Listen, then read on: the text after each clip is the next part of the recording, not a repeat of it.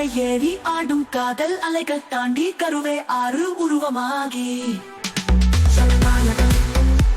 Jananayagan Jananayagan Jananayagan Jananayagan Jananayagan